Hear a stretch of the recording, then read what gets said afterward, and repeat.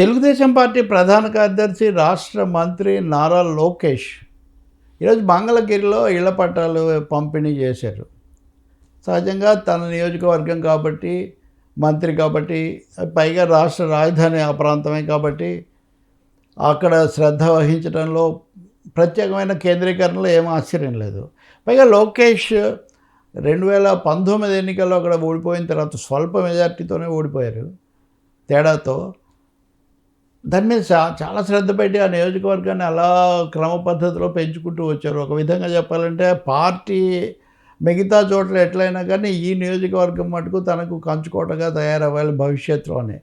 అప్పుడు కూడా నేను చెప్పేవాడిని, పార్కులు లేకపోతే ఇంకా కొన్ని ఇలాంటి వాటికి కూడా వ్యక్తిగతంగా కానీ ఆయన మనుషులు వెంటనే వెళ్ళిపోవటం, అలాగే ఎక్కడ చూసినా కానీ ఆయన హోర్డింగ్లు బోర్డులు పెట్టడం, ఇదంతా ఒక క్రమ పద్ధతిలో జరిగింది. మనకు తెలుసు దేశంలో వివిఐపి కాన్స్టిట్యున్సీస్ అతి ముఖ్యమైన నాయకుల నియోజకవర్గాలు అంటే ముఖ్యమంత్రులు, వాళ్ళకి సంబంధించిన సీనియర్ మంత్రులు, ఇలా వాళ్ళు వాటిని ప్రత్యేకమైన శ్రద్ధతో కాపాడుకుంటారు మిగిలిన ఫలితాలతో సంబంధం లేకుండా. లోకేష్ ఎన్నికల్లో పోటీ చేయడం, ప్రత్యక్ష ఎన్నికల్లో అంతకుముందు కౌన్సిల్లో ఉన్నారు కదా, కాబట్టి మొన్న అది ప్రయత్నం చేశారు. సో ఆయనే ఓడిపోయారు అన్నది వైసీపీ వాళ్ళు చాలా పెద్ద ఎత్తున దాన్ని నిరంతరం అపహాస్యం చేస్తుండేవాళ్ళు. దాన్ని కూడా ఒక సవాల్గా తీసుకోవడం, పైగా ఇంకో నియోజకవర్గం ఏది ఎక్కడ కావాలి, చంద్రబాబు నాయుడు కుప్పం. అసలు కుప్పంలోనే చంద్రబాబు నాయుడిని ఎలాగైనా లేకుండా చేస్తాము అని జగన్ ప్రత్యేకించి కేంద్రీకరించి ఆ మాజీ ఐఏఎస్ చంద్రమౌళి కుమారుడు భరత్ను ప్రోత్సహించి మంత్రిని చేస్తానని చెప్పి హామీలు ఇచ్చి ముందే, ఎన్నికలకు ముందే ఇవన్నీ చేశారు. ఇంత చేసినా కానీ ఆ పార్టీ ఓడిపోయింది. 40% ఓట్లు అంటున్నారు కానీ 11 సీట్లకు పడిపోయింది. అది జరిగింది. ఆ పార్టీ ఎలా ఉంటుందనే విషయం అలా ఉంచి కుప్పంను ఏదో చుట్టుముట్టి దిగ్బంధనం చేయొచ్చు, చంద్రబాబు మీద కేసులు ఇవన్నీ కూడా అక్కడే జరిగాయి. సో దాని మీద వాళ్ళ వ్యూహం అంతగా ఫలించలేదు. కానీ ఈ మంగళగిరికి వచ్చేసరికి నారా లోకేష్ ఒక క్రమ పద్ధతిలో వ్యూహాత్మకంగా అక్కడ పట్టు పెంచుకుంటూ వచ్చారు.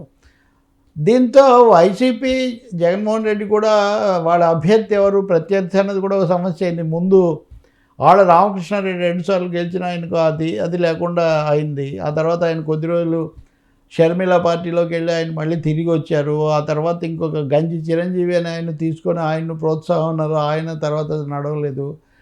తర్వాత ఇంకొక అభ్యర్థిని తీసుకొచ్చారు. సో ఇవన్నిటి మధ్యలో లోకేష్ 90,000 మెజార్టీ సంపాదించారు అక్కడ.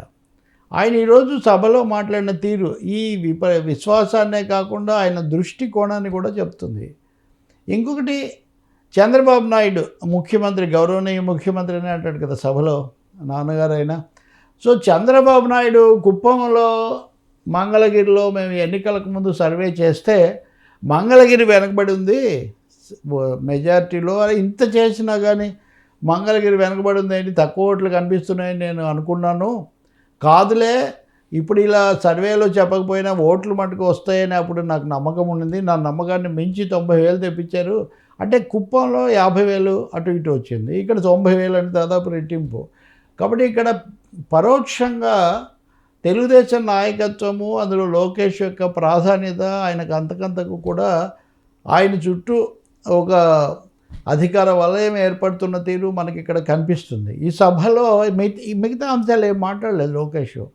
కుప్పము, నాన్నగారు, తన కుటుంబంలో కూడా ఈ విషయమై వచ్చినటువంటి సంభాషణలో పరస్పరం మీరు స్పీడ్ ఎక్కువగా ఉందని చంద్రబాబు అన్నాడని, ఇవన్నీ కూడా అంటే యథాలాపంగా క్యాజువల్గా కామెంట్ చేసినప్పటికీ కూడా వాటి వెనక ఉన్నటువంటి రాజకీయమైన తూకము, రాజకీయమైనటువంటి ప్రాధాన్యత మనకు స్పష్టంగా అర్థమవుతాయి. మంగళగిరికి మీరు నాకు ఇంత మద్దతు ఇచ్చారు కాబట్టే ఈ మాట ఒకటి చెప్పి, ఆ తర్వాత నేను ఇక్కడ 100 పడకల ఆసుపత్రి పెట్టాలి అని చెప్తే ఎవరు కాదనలేదు, ఫలానాది కాదంటే ఎవరు కాదనలేదు. అంటే క్యాబినెట్లో నేను ఈ ప్రతిపాదనలు చేసినప్పుడు ఎవ్వరూ కాదనలేదు. ఎందుకు కాదనలేదంటే మీరిచ్చిన మద్దతు అనే. మీరిచ్చిన మద్దతు మంగళగిరి ఇచ్చిన ఒక మద్దతే కాదు, మొత్తం తెలుగుదేశం యొక్క మద్దతు లోకేష్ వెనుక ఉంది అనేది చాలా స్పష్టం ఈరోజు సభలో ఆయన మాట్లాడిన తీరు. అలాగే ఇతర నాయకులు లేదా ఇతర అంశాల జోలికి కూడా ఆయన ఏం పోలేదు. వైసీపీని ఎదుర్కోవడానికి బీజేపీ అలాగే జనసేన కలిసి పోటీ చేయడము, ఇదంతా ఉపయోగపడింది, మేమంతా కలిసి ముందుకు పోతామని అక్కడ దాన్ని అంతవరకు పరిమితం చేసి మీరు చాలా బ్రహ్మాండంగా మద్దతు ఇచ్చారు కాబట్టి నేను కూడా మీకు తీర్చుకుంటాను. వరుసగా అన్నీ చేస్తూ పోతాను. ఆ స్థానిక నాయకుడు ఒకాయన వీటన్నిటికి బాధ్యుడిగా ఉంటారు. ఫలానా తేదీన శంకుస్థాపన చేసి ఏడాదిలో పూర్తి చేస్తామని అంటే ఒకటి స్పష్టమవుతుంది. మంగళగిరిని పూర్తిగా తన కంచుకోటగా భవిష్యత్తులో కూడా తను పోటీ చేయడానికి వీలుగా తీర్చిదిద్దుకోవడానికి లోకేష్ వ్యూహం సిద్ధం చేసుకున్నారు. దానికోసం టీం లోకేష్‌ని ఏర్పాటు చేసుకున్నారు. చంద్రబాబు నాయుడు ఆయన ప్రభుత్వం కూడా దీనికి పూర్తిగా ఈ దిశలో ఉన్నాయని. ఎలాగూ సిఆర్‌డీఏ ప్రాంతము అవన్నీ కూడా అక్కడికే వస్తాయి కాబట్టి ఇంకొక ఆసక్తికరమైన అంశం ఉంది. ఇంచుమించుగా మంగళగిరి, తాడేపల్లి లేకపోతే ఉండవల్లి ఈ ఊర్లన్నీ తీసుకుంటే కీలక నాయకత్వం చంద్రబాబు నాయుడు నివాసం అక్కడే. ఆయన ఇప్పుడు కొత్త భవనం కూడా కడతారంటున్నారు. జగన్మోహన్ రెడ్డి తాడేపల్లి ప్యాలెస్ అని వీళ్ళు అంటూ ఉంటారు. పవన్ కళ్యాణ్ జనసేన కార్యాలయం కూడా అక్కడే ఉంది. సహజంగా లోకేష్ ఇంకా ఇతర మంత్రులు రేపు అమరావతి నిర్మాణం ప్రధానమంత్రి వచ్చి అది జరిగితే కనుక అది పూర్తిగా అది జరిగిన మేరకు అది కూడా. కాబట్టి మంగళగిరి అనేది వ్యూహాత్మకంగాను పాలనా పరంగాను రాజకీయంగాను లోకేష్కు చాలా పెద్ద కేంద్రం కాబోతూ ఉంది. కుప్పం వర్సెస్ మంగళగిరి అంటే వేరే ఇది వైసీపీ వర్సెస్ టీడీపీ లేదా జనసేన టీడీపీ సంబంధాలు అంటే ఈ అంశాలు కాకుండా ఏకంగా కుప్పం టు మంగళగిరి అని చెప్పడంలో కూడా లోకేష్ ఇస్తున్న సంకేతాలు, తెలుగుదేశం ఇస్తున్నటువంటి సంకేతాలు ఆసక్తికరమైనవి. సరే మనం ఇలా మాట్లాడితే అవన్నీ మీరు ఆలోచిస్తున్నారు, మేము మామూలుగానే చెప్పాము, లేదా మీకు అన్నీ కనిపిస్తున్నాయి. అందరికీ అన్నీ కనిపిస్తాయి. ఎందుకంటే రాజకీయాల్లో అందులో ముఖ్య స్థానాల్లో ఉన్నవాళ్ళు ఏ మాట కూడా అనవసరంగా మాట్లాడరు. దాని ద్వారా ఎలాంటి సంకేతాలు ఎవరికి చేరుతాయి, ఎవరిని కాస్త సంతోషపెట్టాలి, ఎవరిని కొంచెం అదుపులో పెట్టాలి, ఇలాంటి ఆలోచనలన్నీ వాళ్ళకు ఉంటాయి. అలా కాకుండా ఇదే ఒక ఉమ్మడి సభ అయితే, లేదు ఇది ఒక రాజకీయ సభ అయితే చాలా భిన్నంగా ఉండేది. ఇక్కడ నియోజకవర్గం తెలుగుదేశం యొక్క భవిష్యత్ కోటగా లోకేష్ ఇంకో మాట కూడా ఎప్పుడు చెప్తూ వచ్చారు. మంగళగిరి చరిత్రలో మేము గెలిచింది చాలా తక్కువ. నిజంగానే అక్కడ సిపిఎం గెలిచింది, కాంగ్రెస్ గెలిచింది. మేము చాలా తక్కువ సార్లు గెలిచిన చోట నేను ఓడిపోవటం ఏమాత్రం పెద్ద సమస్య కాదు. ఇన్ని ఓట్లు తెచ్చుకోవడమే నాకు చాలా పెద్ద విషయము ఇక్కడ అని చెప్తుండేవాళ్ళు ఆయన.